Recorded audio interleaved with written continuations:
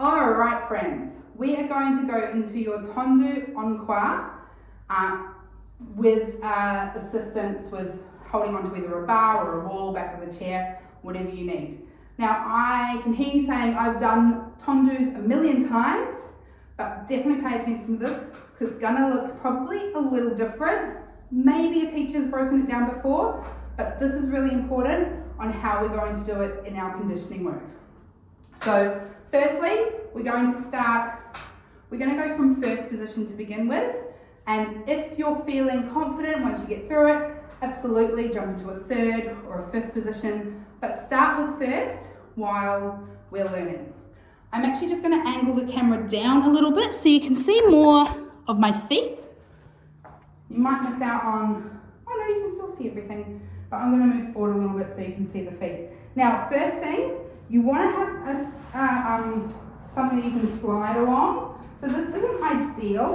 If I was doing this in conditioning, I'd probably get like some sort of lino or dance flooring or even like some, just something a little bit more slippery. So you might even need to change where you do this one for your conditioning work, but just make sure you've got somewhere where your foot will slide, and you can wear socks for this one as well. So we start in our first position. We've got that beautiful, lovely, gentle rotation happening. And the first thing we're going to do is we're going to slide our foot to fourth position. So just a lovely fourth. And because we're in first, we're going to do fourth over there. Yeah, so we've got that nice open position. Obviously, if you eventually change to third or fifth, that fourth position will change to a crossed. But for today, we're going to do our open because we're going from first. From here, you should still have most of your weight in your supporting foot, but you've come forward slightly. So let's go 60-40. There's a little bit of weight in that front foot, but it's mainly in the back foot. Then from here, you're going to keep this front foot as it is. Wherever it finishes in the fourth, that's where your tendu is going to be. So your second movement is we're now going to push our weight back into our supporting foot and come up into a demi-point position. Now this is your most important position because I want you to think about pushing your arch up as much as you can. So this heel, pulling it up, lovely demi-point, lifting through the kneecap and holding that hip secure while also keeping your rotation in your supporting leg. So we're working both legs here, okay? This is why we do it slow, so we can work both legs. From here, you're going to think about your doming exercise, how we lift the arch. And so we're going to lift the arch, move through the feet to come into that big tendu, so at the finish of our tendu. Now, we're not lifting the hip. You can see here as I go from my demi point to my full point, I am not hitching through the hip. I'm also not sliding the leg any further forward. I'm literally, if I had a dot on my big toe, that big toe would stay exactly where it is.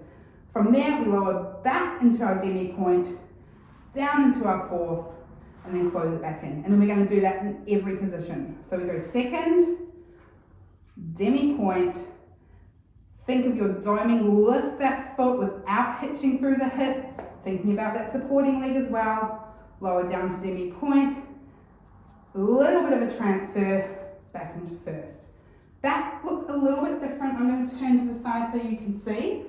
So we go fourth once again, but then we do take the feet out a little bit as we go into our demi point, and then from here we uncurl the toes. So the big toe will, from here, scoot back a bit.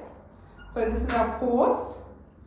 We do move slightly, and then, yeah, because we want to keep that lovely line. If we kept it underneath us, it would end up in a sickle, and that is technically how we do it in class.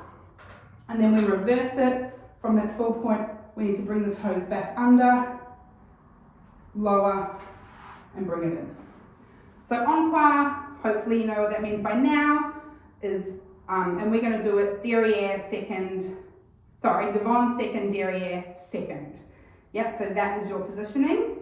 Have a look at your program to see whether you do it all on the right and then all on the left, or whether you do right, left, it should tell you in that. If you're unclear, please let me know. Absolutely use some support. If you feel like you want 2 hands, you can definitely go 2 hands here, but make sure each movement is broken down. So it should sort of be this kind of speed. 1, 2, 3, 4, 5, 6. 1, 2, 3, 4, 5, 6, and so on and so forth. So making sure you are rotating both the working leg and the supporting leg.